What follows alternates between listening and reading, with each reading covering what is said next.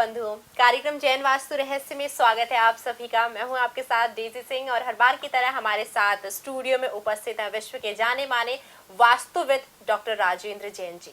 Doctor साहब, स्वागत है आपका कार्यक्रम में। जय जिनेन्द्र। जय जिनेन्द्र जी डॉक्टर साहब, एक पर्सनल क्वेश्चन।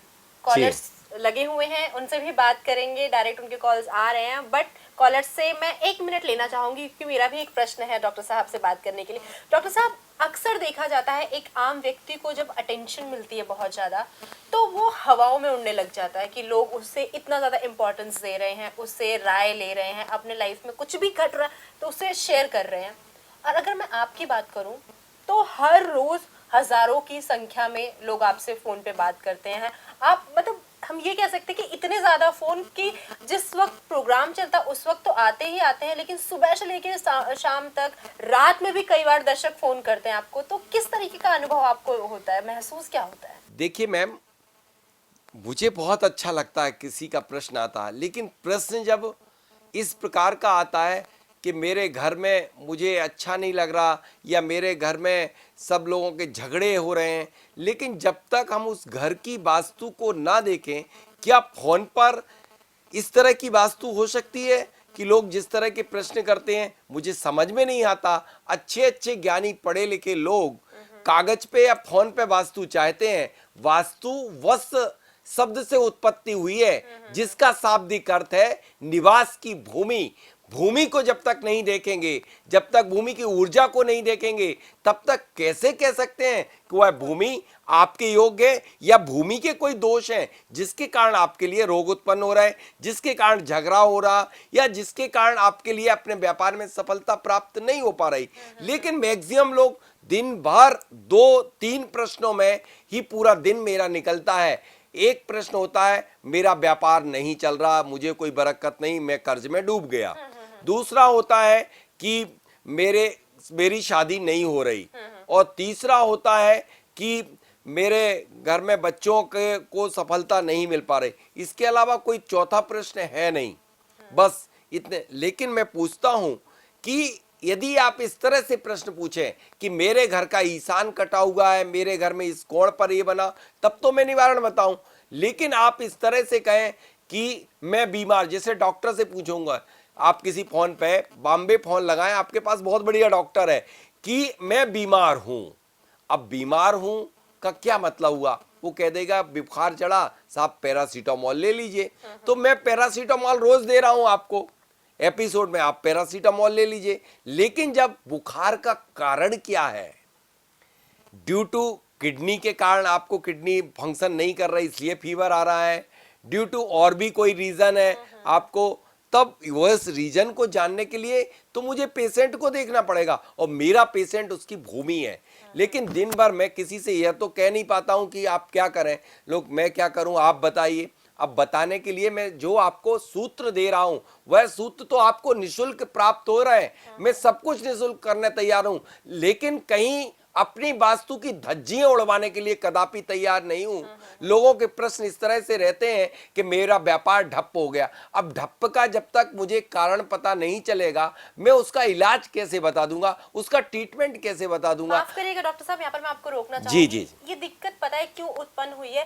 कहीं ना कहीं जब लोग भ्रमित हो जाते हैं किसी भी दिशा में, क्योंकि अगर मैं एग्जांपल यहाँ पर देखूं, कई लोग टीवी में बहुत सारे प्रोग्राम्स आ रहे हैं, जिस तरीके से हमारा प्रोग्राम चल रहा है वैसे बहुत सारे प्रोग्राम्स चल रहे हैं, तो उन लोगों का तरीका ये होता है कि आप हमारे अकाउंट में पैसे डलवा दीजिए और फोन के माध्यम ना से मैं कभी पैसे डलवाता हूं, ना मैं सामग्री को कभी बेचता हूं। इवन दैट मेरा इतना लिटरेचर है जो कि भारतीय ज्ञानपीठ सारा प्रिंट कर रहा है, इसके पहले था, लेकिन ना मैंने कभी पुस्तकों तक का प्रचार नहीं किया, मैंने कभी अपनी मेरी कोई सामग्री नहीं, मेरा कुछ भी नहीं। मेरा तो ज्ञान है और ज्ञान को मैं निःशुल्क आपको बांट रहा हूं। आप पारस चैनल को देखते रहिएगा, आपको अपने घर बैठे ही, लेकिन घर बैठे आप समझें कि आप मैं उनके घर भी पहुंच जाऊं और बेटाइम वो फोन भी करते रहे, तब मुझे दिक्कत शुरू होती है कि मेरी भावना तो बहुत अच्छा करने की है, और इसलिए मैं पारस चैनल में ये एपिसोड चला रहा हूं, ना कि मुझे आप सबसे कार्य चाहिए कि मेरे से विजिट कराइए। बल्कि मैं कहता हूं आप तो अपने घर बैठिए और मैं जो आपको डिलीवर कर रहा हूं उसे ग्रहण करिए। लेकिन आप कहें कि मैं मैप भेज देता हूं, मैप तो भेज देंगे आप, लेकिन क्या घर की भूमि की ऊर्जा भेज देंगे? यदि आपका भूमि 20 डिग्री पे टिल्ट है, झुकी हुई है, तो हम जो देखेंगे मैप में भी वो कहां तक सत्य होगा? वो सब गलत हो जाएगा। इसलिए आप कम से कम प्रॉपर तरीके से आप प्रश्न करेंगे, हम सारे जवाब देंगे। चाहे आप व्हाट्सएप पे करें, चाहे मेल पे भेजें, चाहे मेरे से डायरेक्ट कनेक्ट होके करें, लेकिन प्रॉपर प्रश्न होना चाहिए, वरना आपको ना कोई लाभ होगा और ना इस वास्तु जगत के लिए लाभ होगा। इसमें कुछ लोग उसी भेड़ चाल में हैं, हर व्यक्ति शंकाओं का समाधान कुछ भी करता रहता है, लेकिन उससे कोई परिणाम कदापि प्राप्त नहीं होते। जी, तो चलिए इसी के साथ आगे बढ़ाते हैं कार्यक्रम को। और कॉलर बहुत देर से प्रतीक्षा कर रहे हैं, जिनराज जैन जी सिविल लाइन से जुड़े हैं हमारे साथ। जी, स्वागत है आपका कार्यक्रम में, बताइए क्या पूछना चाहते हैं। आलोक साहब, जय जैन, दिल्ली से बोल रहा हूँ, जिनराज। हाँ, पहले तो मैं धन्यवाद करना चाहता हूँ कि राजपुर रोड दिल्ली में जो आपने हमारा मकान बनवाया, जो हम निराश हो गए थे, कई साल की दुनिया भर के वास्तु वालों को दिखाया, कोई उपाय नहीं कर सका, आपने बताया, उससे बहुत लाभ हुआ और मकान बन के तैयार हुआ। उसे बेसिक क्या कमी थी, हमें इतना समय लगा, हम आज तक ये नहीं समझ पाए। उपाय तो आपने करवा दिया था। उसमें बेसिकली जो कमी थी, तो उस भूमि पर यदा कदा लोगों ने कुछ ऐसे चीजें डाल दी थी जिसके कारण वह भूमि बाधित और शापित हो गई थी। जैसे ही मैंने उस सामग्री को निकाल के हटाया और उस भूमि को पुनः जागृत किया, उसमें ट्रीटमेंट किया, वह भूमि जागृत हुई और उस पर आपके सिविल लाइन में जो मकान 12 साल से विघ्न और संकट में पड़ा हुआ था, वह निश्चित रूप से एक अच्छा मकान बन के तैयार हुआ। भूमि कैसी भी हो, उसे सुधार किया जा सकता है। ऐसे मैंने देश में अनेक स्थलों पे जो शापित बाधित भूमियां थी वो ठीक की और वह भूमि जागृत हुई। ठीक इसी तरह से आपकी भूमि जागृत हुई है और आपको जीवन भर 100 वर्ष तक भूमि के विकार संबंधी कोई दोष नहीं आएगा। और जो भी है वो अपने कर्मों का तो प्रारब्ध का सबको भोगना ही पड़ता है, लेकिन आप सबको भूमि दोष निस्संदेह 0% हो गया है और उस भूमि पर आप शांति, पौष्टिक और समृद्धि, खुशहाली के साथ जीवन यापन करेंगे। जी हेलो। हाँ जी, हाँ जी, जय जैन डॉक्टर साहब। जय जिनेन, जय जिनेन। मैं दिल्ली से बोल रही हूँ। जी जी जी जी। डॉक्टर साहब, मेरे घर में गोल जीना है। हाँ, कोई बाधा तो नहीं है? गोल जीना है। हाँ। गोल जीना जो है वो किस स्थान पर है, उसमें दिशा विदिशाओं का महत्व होता है कि कहां पर है गोल? वो उत्तर दिशा की तरफ है। उत्तर दिशा जल तत्व की होती है और जल तत्व में आकार जो होता है चंद्रमा जैसा होता है, तो अर्ध की जगह पूर्ण चंद्रमा बन रहा है।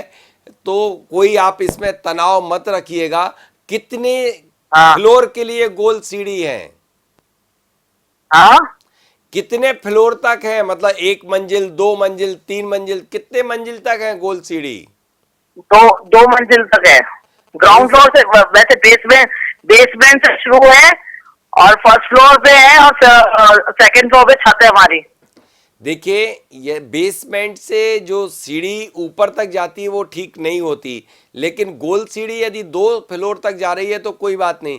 2 से जब तीसरे फ्लोर तक जाती है तो वह हानिकारक हो जाती है। जी डॉक्टर साहब, आगे बढ़ते हैं। अगले कॉलर हमारे साथ कोलकाता से अनिल अग्रवाल जी जुड़े हैं। जी अनिल जी, बताइए क्या पूछना चाहते हैं। हाँ सर, मैं आपके यहाँ से वास्तु की किताब मंगाना चाहता हूँ। जी, वास्तु किस तरह हो, वास्तु हमारी 3 पुस्तक है, वास्तु दर्शन, व्यापार वास्तु, स्वर्ग और मिरेकल। ये तीनों पुस्तकें हमारी जो हैं वो प्रिंट हो रही हैं भारतीय ज्ञानपीठ में। इसके पूर्व कुछ प्रति बची हुई हैं, तो आप लिख करके भेज दीजिएगा तो आपको प्राप्त हो जाएगी। हाँ, तो किस पते पर मैं किस तरह क्या करूँ? जो आपको नंबर चल रहे हैं, बाद में एपिसोड के बाद आप इन नंबर पर संपर्क करें, अपना एड्रेस भेजें तो आप तक पुस्तक पहुंच जाएगी। अच्छा, तो मैं कब फोन करूँ इसको फिर दोबारा? एपिसोड होने के बाद 1 घंटे बाद आप फोन करें। 1 घंटे के बाद? अच्छा, जी, ठीक है सर, धन्यवाद। जी डॉक्टर साहब, अगले कॉलर इंदौर से मधुर जी जुड़े हैं हमारे साथ। जी मधुर जी बताएं। यदि किसी व्यक्ति के 2 मकान हैं और एक मकान में वास्तु दोष हो तो क्या व्यक्ति पर, और वो दूसरे मकान में निवास करता हो और पहले मकान में यदि वास्तु दोष हो तो क्या उसको भी वास्तु दोष का असर होगा व्यक्ति पर?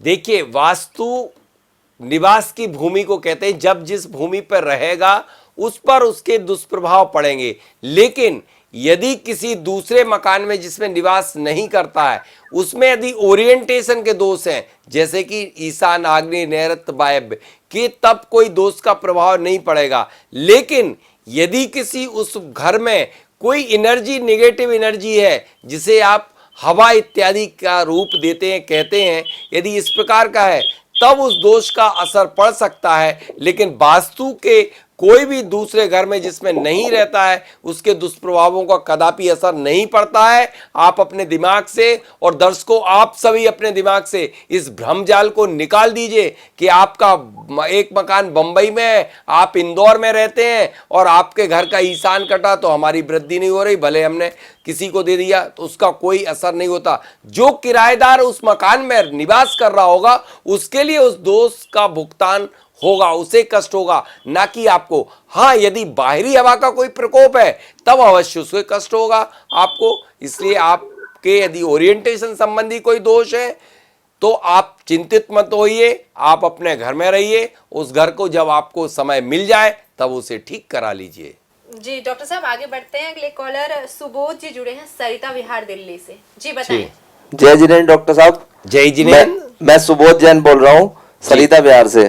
जी। मेरी एक समस्या ये है कि मैं काफी टाइम से नौकरी करता आ रहा हूँ और अब मैं चाहता हूँ अपना कोई व्यापार करना, तो मैं अपने व्यापार की शुरुआत कर रहा हूँ पर पता नहीं क्यों दिन प्रतिदिन वो लेट होता जा रहा है। देखिए, बस थोड़ा सा टाइम और बचा हुआ है सुबोध जी आपको, उसके बाद स्वतःगत ये कार्य आरंभ हो जाएगा। अभी आप दीपावली तक या इस वर्ष 2016 तक तो रुक ही जाइए। 17 के पहले आपके कार्य की शुरुआत होने वाली कदापि नहीं है।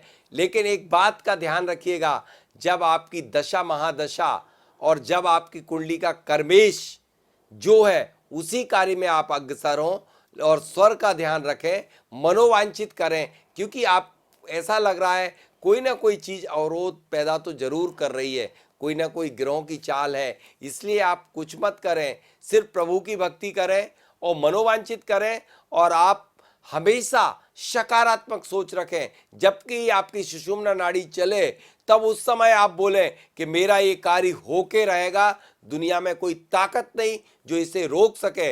निश्चित रूप से एक दिन आप कुशल और सफल व्यापारी जो आप करना चाहते वो बनेंगे और उसमें भी आपको सफलता हासिल अवश्य होगी। बहुत बहुत धन्यवाद जी। जय जिनेन्द्र। जय जिनेन्द्र। चलिए डॉक्टर साहब आगे बढ़ते हैं। अगली कॉलर हमारे साथ प्राची जी जुड़ी हैं मुंबई से। जी प्राची जी बताएं क्या जानना चाहती हैं। जय जिनेन्द्र डॉक्टर साहब। जय जिनेन्द्र। डॉक्टर साहब मैं प्राची बोल रही हूँ मुंबई से। जी जी। डॉक्टर साहब मेरी लाइफ पलट सी गई है बिल्कुल। कहते हैं ना कि समय एक सा नहीं होता है, मेरे साथ भी वही हुआ है जी। मैं ठाकुर हूँ और मेरी शादी एक जैन लड़के के साथ हुई है। हम लोगों ने घर वालों के अगेंस्ट आके शादी की थी, यानी लव मैरिज हुई थी। हाँ जी, हमारी लव मैरिज हुई थी। जिंदगी बहुत ऐसा लग रहा था कि इससे खूबसूरत चीज कोई है ही नहीं, और जिंदगी भर भगवान ने मेरी लाइफ में खुशियां भर दी हैं। लेकिन अब सब उल्टा हो गया है। शादी के कुछ साल बाद से ही धीरे धीरे प्रॉब्लम शुरू हुई थी। तो ऐसा लगता था कि हर किसी के जिंदगी में पति पत्नी के बीच में प्रॉब्लम्स आती हैं, लेकिन मेरी प्रॉब्लम्स बढ़ चुकी हैं। जिस रिश्ते में इतना भरोसा था वो पूरा खत्म हो गया है। लड़ाई झगड़े शुरू हुए, यहाँ तक हो चुका है कि कई बार मेरे पे हाथ भी उठ जाता है और मैंने भी कई बार गाली गलौज भी मैंने देना शुरू कर दिया है। ऐसा कुछ भी नहीं था पहले, लेकिन अब लाइफ कमेंट पास होने लग जाते हैं, ट्रस्ट नहीं रह गया, शक किया जाता है, तो जिंदगी खत्म हुई। क्या मेरी शादी चल पाएगी, मेरा ये रिश्ता बच पाएगा या नहीं? 101% आपका रिश्ता बचेगा। देखिए, आपकी शादी के उपरांत कुछ समय आपको अच्छा जीवन व्यतीत हुआ, उसके बाद आपकी गड़बड़ हुई। मैं तो कहता हूं कि आपका जीवन भर के लिए अच्छा और धन्य हो गया। किसी जैन लड़के के साथ शादी करना, कितने जन्मों का आपने कुछ पुण्य किया होगा, तब कहीं आपके लिए जैन कुल में जन्म ना लेकर के भी जैन से शादी होना, आप कुछ ना करें, आप बस जैन धर्म को अंदर से स्वीकार कर लें और जिन प्रतिमा की पूजा करने शुरू कर दें, आपके सारे संकट हल हो जाएंगे और आपको पुनः जो आपको स्टार्टिंग में जैसा लग रहा था कि मेरा जीवन बहुत अच्छा हो गया, सारी शादी लड़ाई झगड़े बंद हो जाएंगे और परिवार के लोग आपको चाहने लगेंगे, कमेंट्स होना बंद हो जाएंगे। आप भूल जाइए, आप भाग्यशाली हैं, दुर्भाग्यशाली नहीं। हो सकता है किसी तत्व का संतुलन आपके घर में नहीं हो रहा हो, आप गलत जगह पर शयन कर रहे हैं। आप तो सिर्फ एक काम करिएगा, साउथ वेस्ट में शयन करें या नॉर्थ नॉर्थ वेस्ट में। अट्रैक्शन का जोन होता है नॉर्थ नॉर्थ वेस्ट, उस पर आप अपना बेडरूम बना लीजिएगा और प्रभु की भक्ति करना शुरू कर दीजिएगा। गद्दे के नीचे पीली सरसों बिछा लीजिएगा और आप जब भी आपने परिवार के किसी सदस्यों से या पति से बात करें, उनको भरे स्वर में रख लीजिएगा। आप अपने दिल दिमाग से निकाल दीजिएगा। झगड़े वगड़े कुछ नहीं होते। जब आपके मन और विचारों में का डिस्टेंस ज्यादा हो जाता है तब यह स्थिति निर्मित होती है। जब आपका पति है, आपका ही मन एक ही है, तो फिर झगड़े की क्या बात। जब वो कुछ कहे आप शांत रहिएगा, धीरे से सुनिएगा। जब आपको कुछ कहना हो, उनका मन बढ़िया हो, तब आप अपनी बात रखिएगा। इसी का नाम है स्वर। और जब इस तरह से स्वर को साथ करके आप बात करेंगे तो आपकी कोई भी बात खाली नहीं जाएगी। जी बिल्कुल डॉक्टर साहब, आज बहुत सारे दर्शकों के कॉल्स हमने अपने इस कार्यक्रम में लिए और विभिन्न प्रकार की उनकी लाइफ में जो समस्याएं हो रही थी। अच्छा, इन समस्याओं को सुनने के बाद ऐसा लग रहा था कि ये बहुत छोटी छोटी सी समस्याएं हैं जो अगर उन्हें स्वर विज्ञान की जो नॉलेज है अगर वो मिल जाए तो स्वयं ही ये सॉल्व कर सकते हैं। देखिए, जो आपके अंदर स्वयं ऊर्जा, उससे ही सारी समस्याएं हल होती। दूसरा तो सिर्फ देख सकता है, मजाक बना सकता है, ज्यादा अच्छा व्यक्ति हो समझा सकता, बाकी कुछ नहीं कर सकता। जो कुछ भी कर सकते आप स्वयं अपने लिए कर सकते। अपनी ऊर्जा को पहचाने, अपनी ऊर्जा के द्वारा ही जब आपने सकारात्मक काम किया है तो नकारात्मक को सकारात्मक में परिवर्तित करने की क्षमता आपके अंदर ही है। आप अन्यत्र कहीं भटके नहीं। सुई गुमी है आपके घर के अंदर, आप बाहर खोजने जा रहे हैं, आप अपने अंदर ही खोजें। और अगर अपने आप को खोज लेंगे तो जीवन बहुत सरल हो जाएगा। निस्संदेह। इसी अच्छे विचार के साथ अपने इस कार्यक्रम को यहीं पर विराम देते हैं। डॉक्टर साहब, बहुत बहुत धन्यवाद एक बार पुनः आपका स्टूडियो में आके हमारे दर्शकों के जीवन में आ रही समस्याओं का समाधान करने के लिए। जय जिनेन्द्र। जय जिनेन्द्र।